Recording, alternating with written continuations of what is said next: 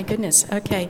Good afternoon. I'm Eileen Hoffman. I'm currently the Ocean Sciences Section President, and it's my pleasure to welcome you to the Ocean Sciences Sverdrup Lecture. Harald Sverdrup, as all of you probably know, was an oceanographer and a meteorologist who made fundamental contributions to the understanding of ocean physics, chemistry, and biology. In recognition of Sverdrup's many contributions, the AGU established the Sverdrup Lecture in 1989. And this is a union-level lecture. So the Sverdrup Lecture is presented biannually at the Ocean Sciences meeting and at the fall AGU meeting by distinguished scientists who have made outstanding contributions to the basic science of the atmosphere and the ocean, and/or unselfish service promoting cooperation in atmospheric and oceanographic research. Today's Sverdrup Lecture it certainly continues this tradition of distinguished scientists. Ray Schmidt, who is Scientist Emeritus at the Woods Hole Oceanographic Institution, is a leader in oceanographic research. As noted in his nomination letter, Ray's contributions to the basic science of the atmosphere and the oceans and his promoting of cooperation across the atmospheric and ocean research fields makes him an obvious choice for the Sverdrup Lecturer. Ray's research has focused around the salinity cycle of the ocean-atmosphere-Earth system. His seminal work on salt fingers and double diffusion provided significant contributions to our understanding of the ocean hydrographic structure. His work on the global water cycle has provided insights into relationships between ocean salinity and precipitation on land. Ray's achievements were recognized by his election as the Fellow of the AGU, in addition to many other recognitions.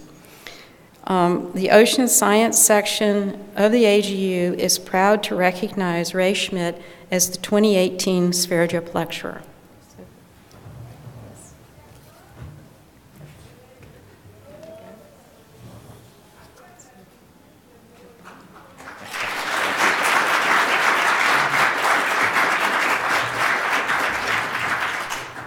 So now I would like to invite Ray to give this year's Sverdrup Lecture on the surprising skill of sea surface salinity in seasonal prediction of precipitation on land.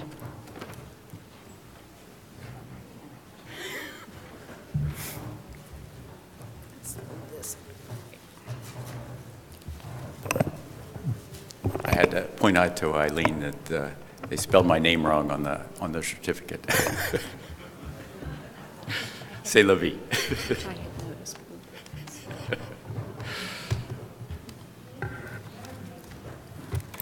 All right. Well, thanks very much to the Ocean Sciences section of AGU for this distinguished honor. I am humbled by the opportunity to give this Sverdrup Lecture this year. I'm actually offering, I'm going to push my subtitle here, The History of an Unpopular Idea.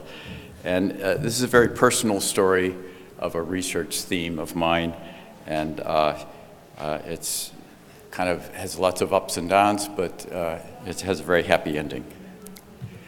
So I'll start with this image from the oceans by Sverdrup, Johnson, and Fleming. You know, I started in oceanography back in the 70s before so many good textbooks were written about physical oceanography, and so the oceans was a source. And this figure really intrigued me. It's actually a figure from a paper by Wust, and it shows the high correlation between sea surface salinity and the evaporation minus precipitation, the water-moisture balance over the ocean. And that's a figure that really stuck with me, and later on when I got motivated to look for the origins of the salinity gradients that we see in the ocean, because they were driving the salt fingers that I was studying.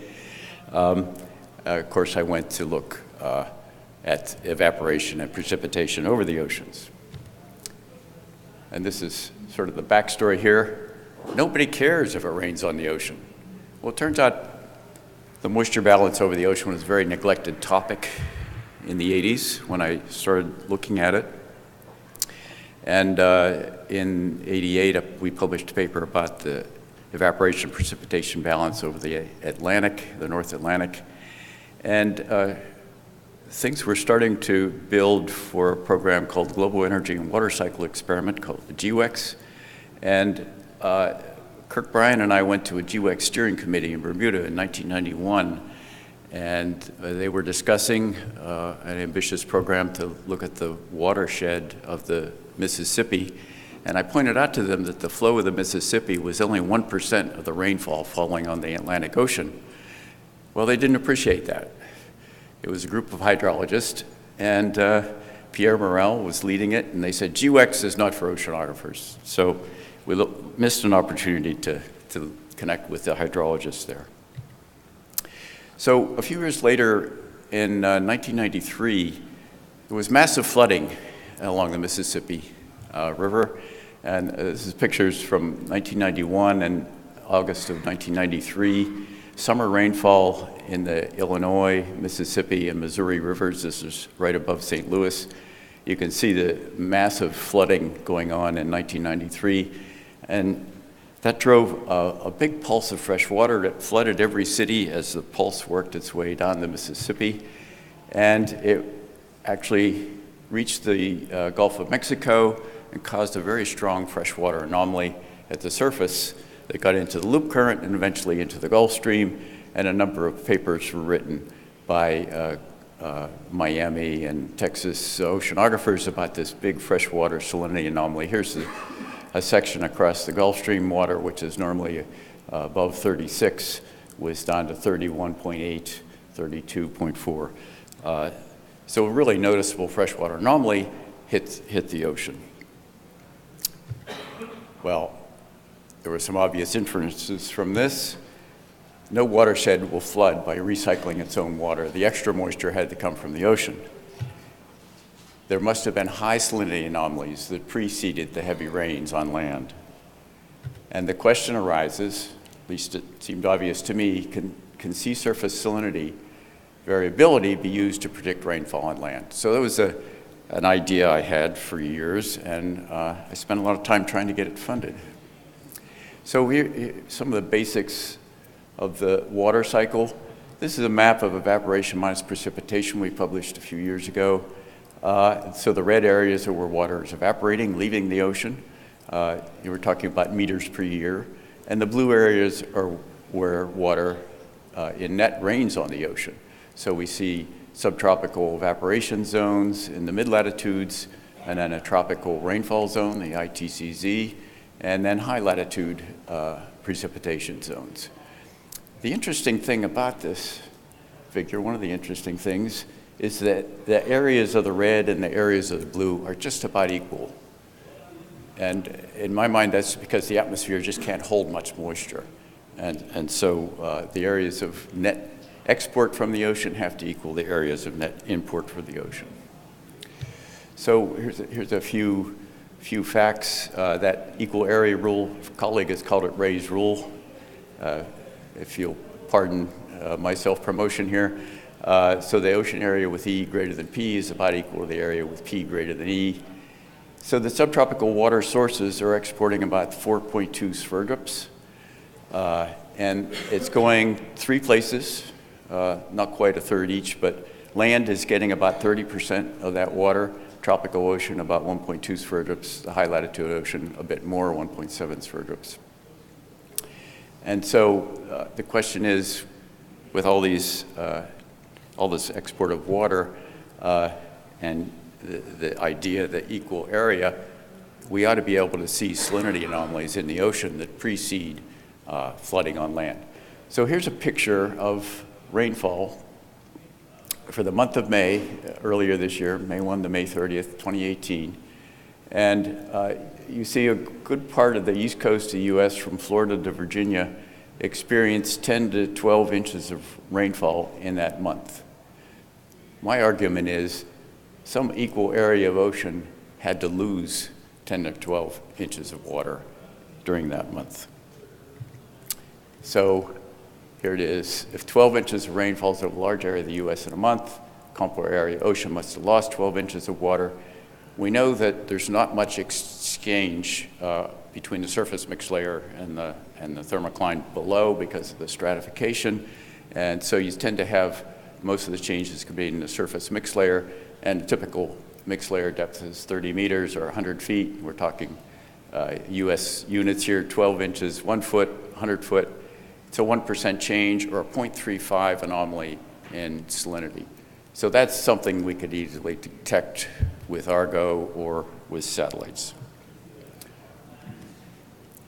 So here's a picture of evaporation again on the top, E minus P, and the surface salinity. It shows up nicely in the Atlantic here. There's differences in the mean salinities, the Atlantic and the Pacific, because of all the moisture exported from the Atlantic into the Pacific. But you see a high salinity anomaly in each of the subtropical gyres and low salinities around land where there's runoff from land and at the high latitudes and in the tropics. So this idea of trying to use salinity to predict rainfall on land, I tried to work with some rainfall experts, Carolyn Umenhofer and Chris Karnauskas. We had a couple of NSF proposals declined. And there was just this continued resistance from the hydrology community with the feeling that they could ignore the ocean.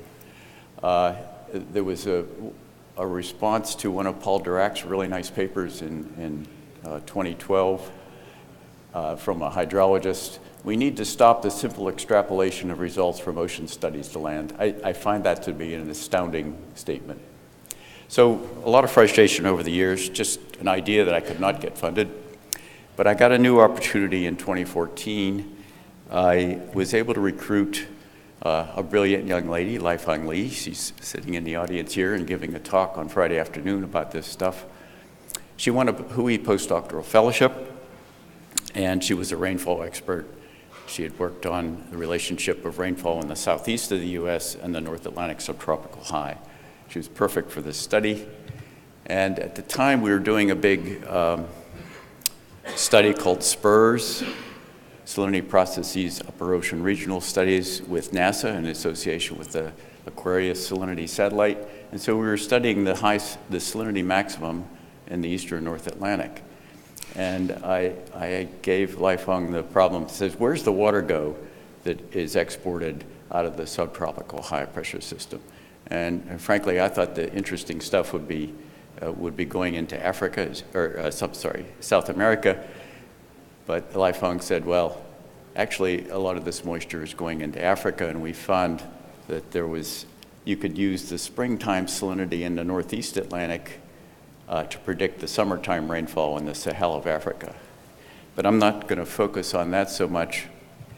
I'm going to focus on the other result we found, that if you look at this, you think about the subtropical high pressure system here, and the salinity maximum is where you have the driest air subsiding in the Hadley cell, and it's actually going in 4 different directions. Now this is not the moisture flux, this is the divergent moisture flux. So this is, people confuse fluxes with flux divergences, and this is the part that's actually divergent, so this is the part that's causing rainfall on land. And you see it's actually going to the northeast or northwest, to southwest, to southeast. And so we start looking at this northwest sector, and we find there are year-to-year variations in the salinity of the whole northwest sector. And there's pretty good changes, order 0.2 changes in the mean salinity over that large area. And this is just, we can identify some salty years where the northwest sector is very salty, these 6 salty years, and these 6 fresh years. And we found that those were springtime salinities. That was March, April, May average salinity in that whole big box. And if you look at the 6 saltiest springs in this big chunk of the North Atlantic, you find that in the Midwest, the US Midwest, there are 7 to 10 days where they get more rainfall exceeding 1 inch. Now, if all that rainfall occurs in 1 week, they've got serious flooding going on. If you look at the 6 freshest years, 6 freshest springs in the North Atlantic, they have a drought. This is the Palmer Drought Severity Index, and they're in severe drought when it's fresh off the East Coast, and they get heavy rainfall when it's salty off the East Coast. So what's going on there, and why is there this 3-month lead of salinity changes to Midwest rainfall? Laifeng put together a random forest predictor using sea surface salinity in that sector of the North Atlantic, and plus a whole bunch of other indicators such as ENSO and NAO. And if you include salinity, you can do a great job of predicting the 1993 floods, and there was heavy rain in 2008. If you leave salinity out of the predictor, you can't do well at all, especially in 93. So the salinity is really particularly good for those extreme years in anticipating 3 months ahead of time a flood in the Midwest. So what's going on there? Laifeng carefully analyzed where the moisture was going using all the numerical model output and NCEP. It turns out that when you have a salty ocean off the East Coast in the springtime, you're actually getting a lot of moisture flux into the US South, and you're increasing the soil moisture in the South. And in this spring to summer transition, that soil moisture is sort of a key seed, and it generates a gradient from the dry eastern side of the Rockies to the wet lower Mississippi Valley, and it intensifies something called the Great Plains low-level jet that in the summer is carrying moisture from the Gulf right up into the upper Midwest. Fairly complicated process. Soil moisture is very important to the whole delay mechanism. It's something very similar in Africa, and also we've also found something very similar is going on in China. You can use springtime salinities to predict summertime rainfall. So we finally did get those papers published. It was a long, arduous process. But along the way, so this was in 2014, 2015, we worked out this analysis. And so in 1993, the actual salinity anomalies looked like this in March, April, May. And in 2015, I had the opportunity to go to an American Meteorological Society meeting in Minnesota in early June. Excuse me.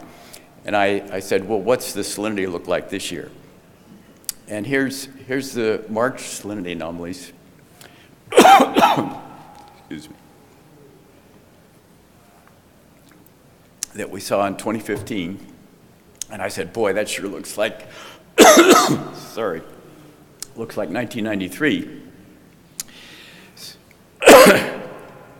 So, oops, wrong arrow. I went to this AMS meeting, and I stood up in June, and I said, you're going to have a very rainy summer, and indeed it did. They had flooding in Illinois in July. The Minneapolis paper had their weather forecaster in scuba gear and a life jacket talking about increasing rainfall in the Midwest. They had a very rainy summer, and the Great Lakes levels were restored after a long drought. So a successful prediction there. Unfortunately, we were unable to, even with a couple of papers out, and we were still unable to get funding, so I lost Laifeng. She went back to Duke. But I got a summer student fellow, Tina Liu, and I said, well, let's look a little broader here. Let's look at wintertime rainfall in the Southwest. And instead of just looking at one region of the ocean and seeing where the water seems to go, let's look globally for SSS and SST lead predictors for the winter December, January, February precipitation in the US Southwest, which, you know, just for these purposes, we defined as Arizona, New Mexico, and Southern California. And so we looked at correlations, this is just multiple linear correlation, and we found various SSS patches that had high correlation. We grouped them in in certain sectors. And if we use a small subset of them, we found that we could explain 65, R squared is 0.65 here, and salinity does a pretty good job of picking up the extremes in winter precip with this 3-month lead. There's some temperature is in the lower panel. Again, patches of high correlation. Some of them look very much like PDO or ENSO. But salinity does a little better than temperature, and you can combine them. Oops, I'm going the wrong direction here. And you're explaining almost 70% of the variance with a combination of temperature, SST, and SSS, with SSS really doing the bulk of the work, especially for the extremes. And we were able to apply this for the Southwest winter rainfall in 2015-16. It was a strong El Nino, but the ENSO crowd was very upset because there wasn't any rainfall in Southern California. And it turns out if we used our sea surface salinity only predictor, we had a range here. The observed was 0.73 millimeters per day. Our range was 0.71 to 1.4. If we use SST misses it, the combined SSS and SST also gets the right answer. And with this one, we're explaining 67% of the wintertime rainfall variance, which is astoundingly high, especially because Nino 3.4 explains only 14% yet of the variance, Nino 4 only 12% of the variance. This is a remarkably high variance explained.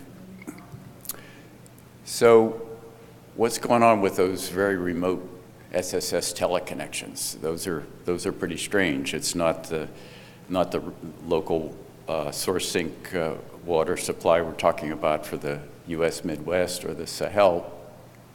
And I like to point out that the latent heat flux dominates the sensible heat flux by an order of magnitude in general. Average latent heat flux from the ocean to the atmosphere is order 100 watts per meter squared, and the sensible heat flux on average is only around 10 watts per meter squared.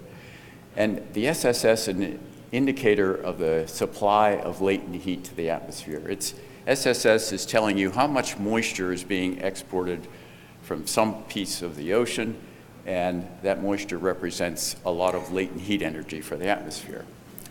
And the SSS is really responding to variations in precipitation. If you look at the variance, evaporation tends to be rather has much less variance than precip. And the precipitation, once it's in the atmosphere, is how the atmosphere is cashing in all that latent heat energy. And it's introducing heat at 500 millibars up in the atmosphere. And we believe that it's helping to generate standing Rossby waves that have teleconnections to mid-latitudes. And this is a mechanism proposed by Adam Scaife at the UK Met Office, and he's been he's trying to understand the connections of tropical rainfall to the NAO and using it to predict NAO for the weather climate forecasting in Britain.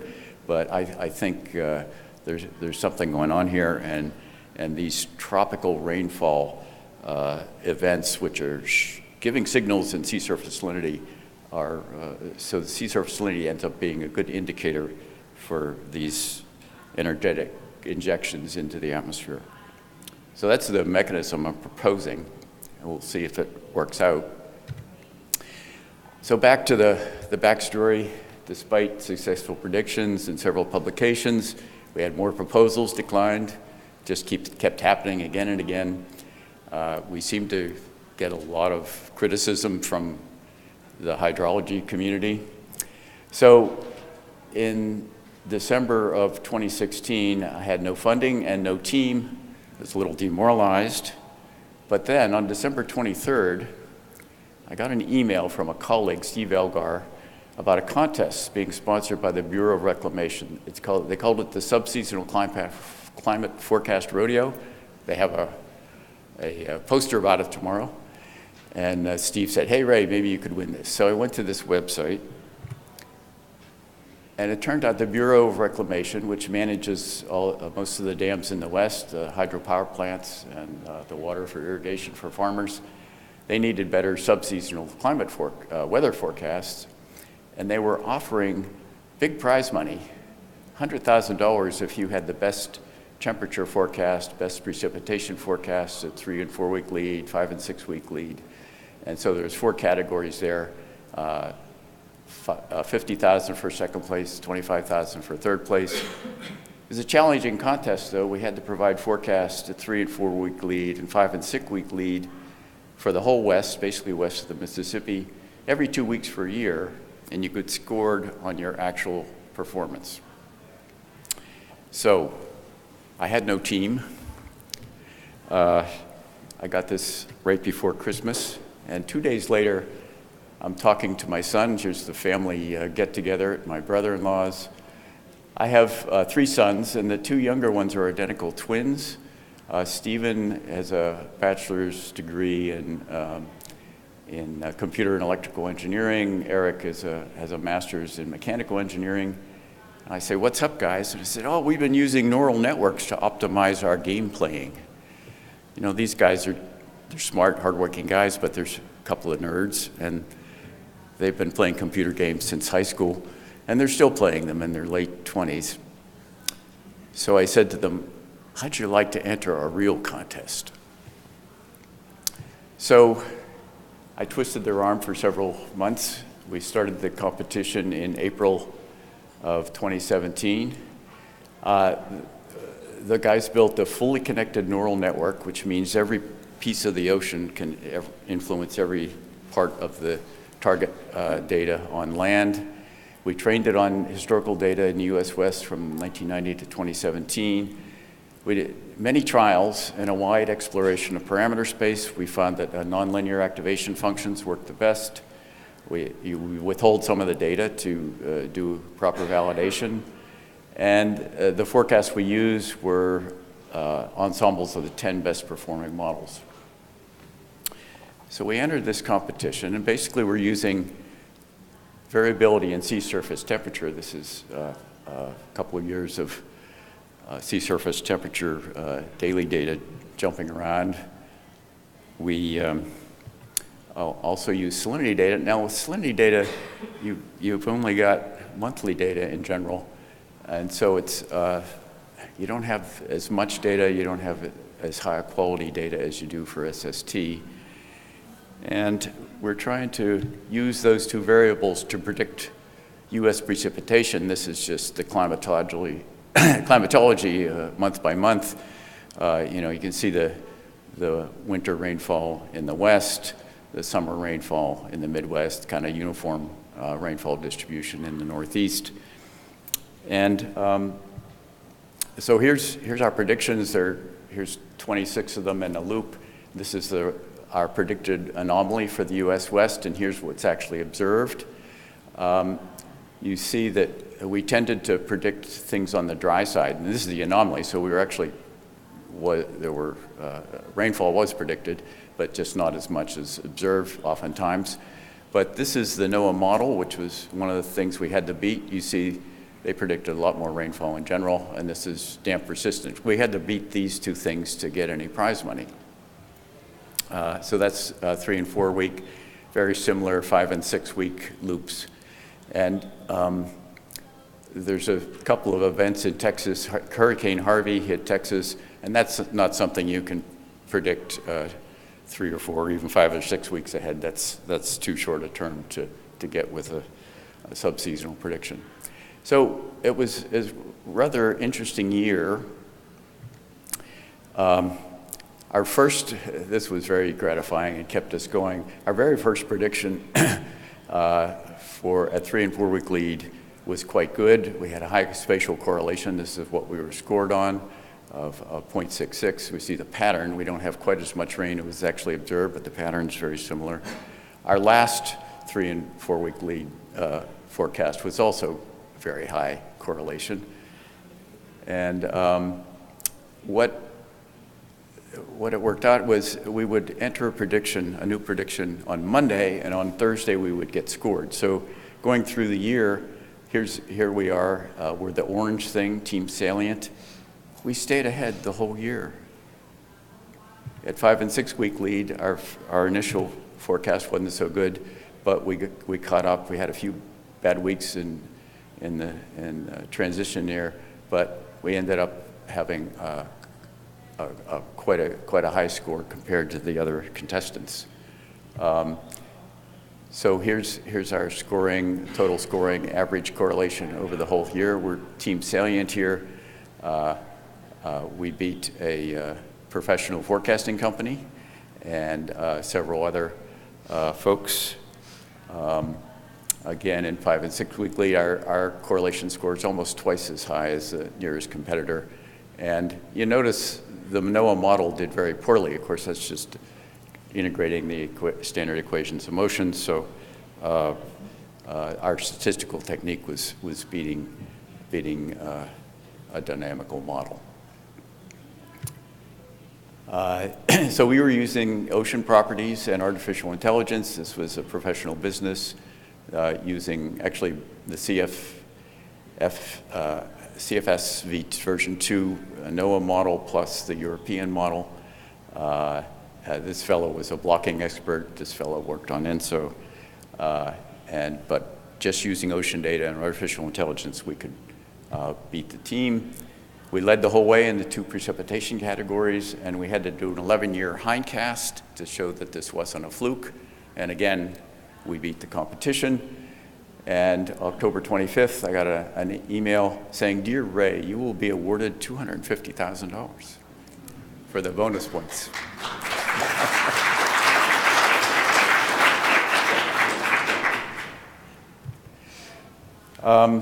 Looking at the model, sea surface salinity does almost as well as sea surface temperature. At these short time scales, we just don't have sea surface temperature every day like we do with sea surface temperature. So you can't expect it to do very well at the subseasonal time scale. We find it does quite well. It does better than temperature at seasonal leads at 3 months or so. But I wonder what we might be able to achieve if we had daily sea surface salinity data. That would require quite a few L-band satellites up at a time because with their sun-synchronous orbit, they really only renew about every 8 days. We did poorly in the land temperature forecast. It turns out, a little bug in the code, our first temperature forecasts were actually for the Southern Ocean. So we never caught up there, but we just concentrated on precipitation. The winter and summer forecasts had lower errors than the spring and fall. The transition seasons were a little tougher. So it was an interesting adventure. About halfway through the contest, we actually finally did get some funding from the National Science Foundation in the pre-events project. There were posters about this morning.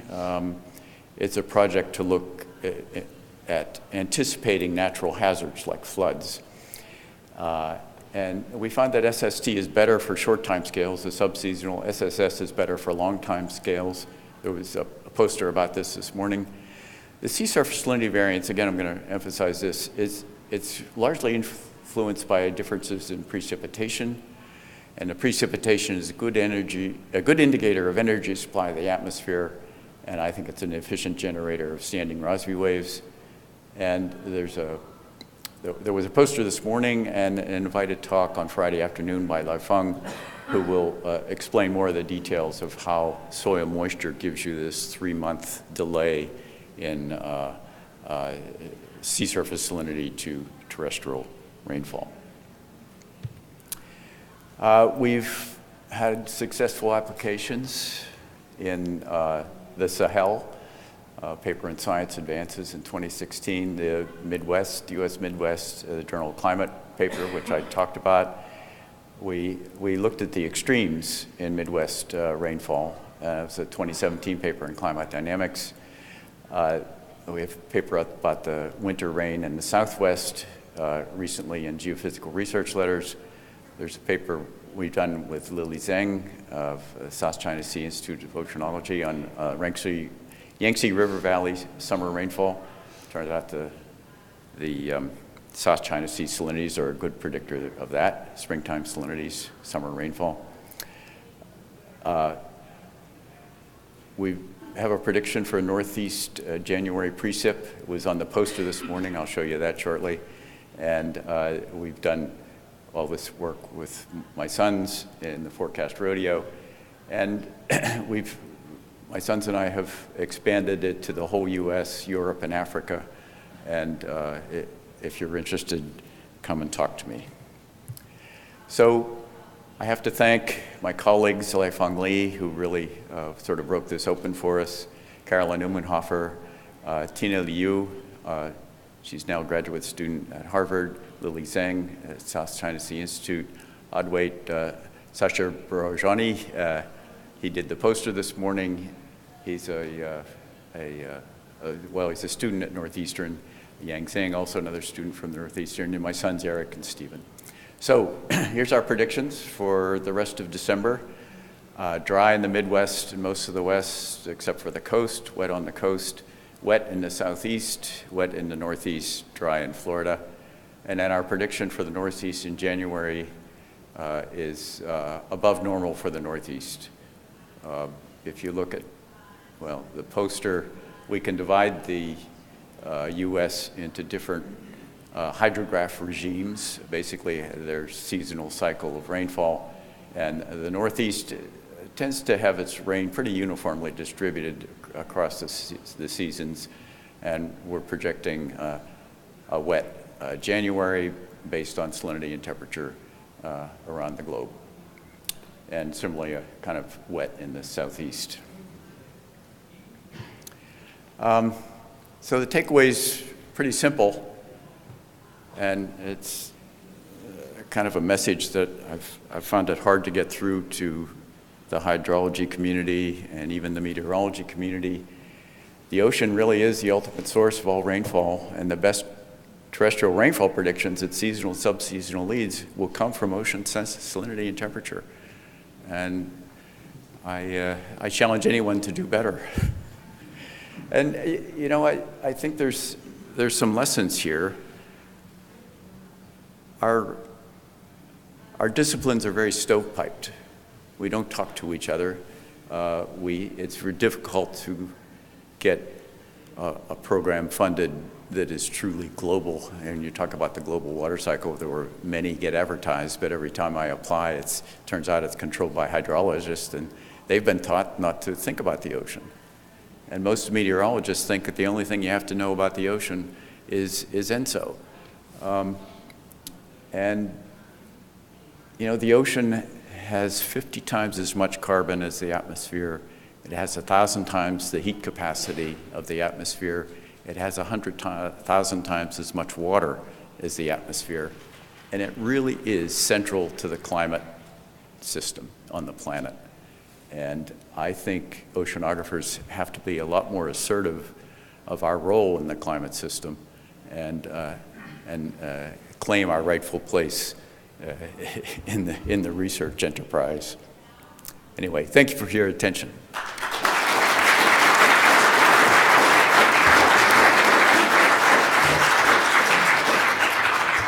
We have time for questions.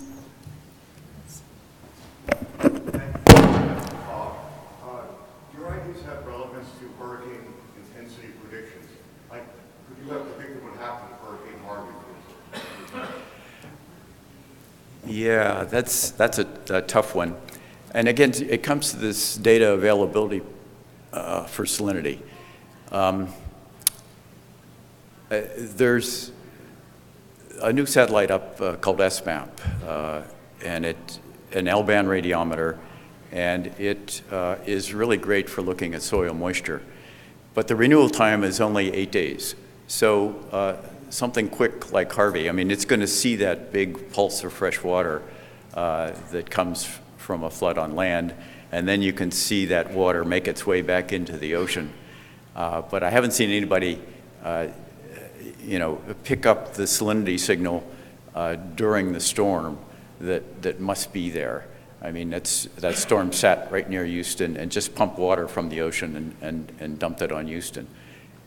There had to be a lot of evaporation. There had to be a big change in salinity in the ocean, but we don't have daily sea surface salinity data. So hurricanes are very challenging. Now, people have seen the wakes of hurricanes. You can detect it in the salinity signal, but we have a data problem. My dream would be to have sea surface salinity data that was as comprehensive as we have sea surface temperature data. And then you could look at the short-term action, like hurricanes. Yes? Are you feel that you're at all limited by the spatial resolution of the surface salinity? Yes, well, this is all fairly coarse resolution stuff, 1 degree squares on land, and we're using 1 degree climatologies for sea surface temperature and salinity, just 1 degree monthly climatologies for a lot of the analysis. It would certainly be better to have higher spatial resolution. I don't think it's a limiting factor right now because these patches where we see the teleconnections from the ocean to a point on land are fairly large. We find a region where there's a high correlation, and we group that and just into one big patch.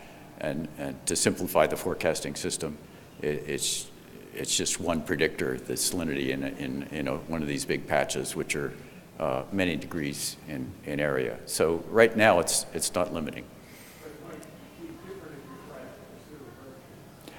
Yes. Yes, it would be,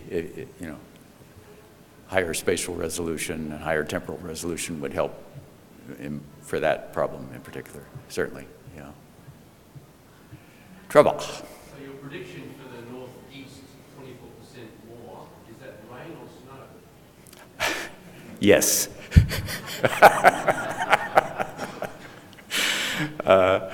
No, we haven't tried to predict that, but it's just moisture.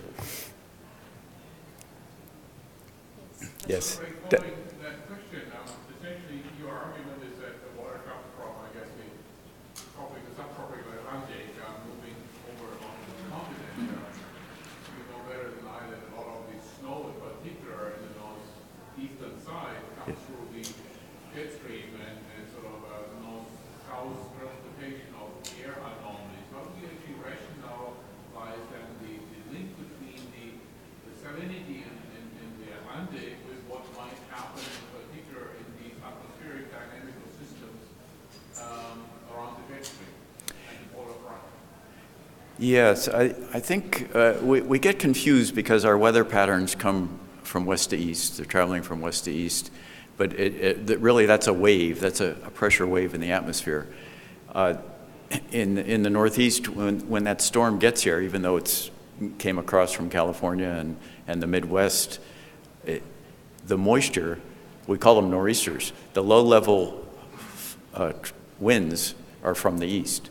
And so that moisture is actually coming in off the Atlantic, and for much of the mid-Atlantic and the Northeast, that's where our moisture is coming from. It's coming right in off the ocean, even though the weather patterns, the storms are propagating from the west, the moisture is sucked in from the Atlantic. Now, whether it's snowfall or rainfall is going to depend on how much cold air is available coming from the north, the strength of the north-south temperature gradient. And we haven't tried to tackle that problem. Yes, hi, Tony. So just a comment on killing off salinity signature in hurricanes from the LBS satellite. Currently, it's not possible because the LBS satellite only provide radio connections. So that's one measurement to solve the full error, which is the roughness, Yes, yeah. and the salinity. Yes. Where we have the radar on board together with the radiometer, the story will have to be different. Yes, Tony's just pointing out that the sea surface roughness gets so disrupted during a hurricane that using L-band radiometry is not going to do very well with salinity, with that kind of noise in the system.